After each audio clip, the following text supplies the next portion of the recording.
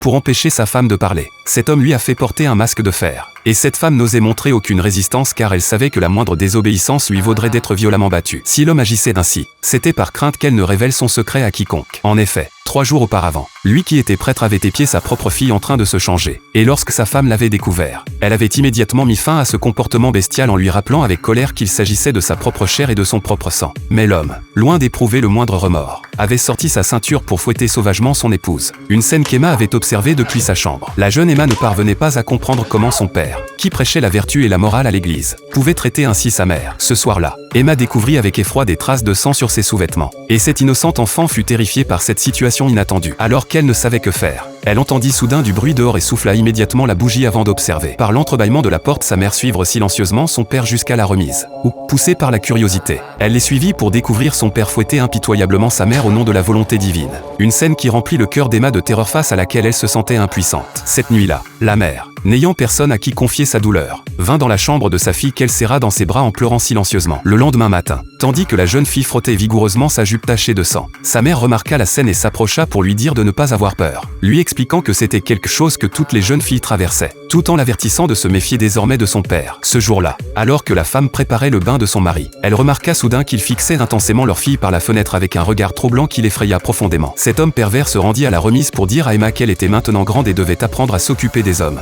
puis l'emmena dans la salle de bain pour qu'elle lui frotte le dos, se plaignant même que sa mère ne remplissait jamais ses devoirs d'épouse et affirmant qu'en tant que fille, Emma devait aider sa mère à partager certaines responsabilités. La mère d'Emma, qui avait tout entendu derrière la porte, dénonça violemment l'absurdité de ses propos, car après des années de violence conjugale, elle faisait chambre à part. Mais voyant les intentions maléfiques de son mari envers leur fille, elle vint d'elle-même dans son lit pour tenter de le satisfaire, bien qu'il eût déjà perdu tout intérêt pour elle. Pour faire définitivement taire sa femme, l'homme fit forger par un forgeron ce masque de fer, piétinant ainsi cruellement la dignité de son épouse. Un jour, alors qu'Emma et sa mère recevaient le baptême à l'église, Emma demanda à sa mère affaiblie à ses côtés comment elle pouvait endurer une telle humiliation, que ce n'était pas une vie digne d'un être humain. Mais sa mère ne répondit pas à ces mots, regardant son hypocrite mari sur l'estrade. Ayant complètement perdu tout espoir en la vie, elle se leva lentement et sortit, sans qu'Emma sache que sa mère s'apprêtait à prendre la décision la plus courageuse de toute son existence.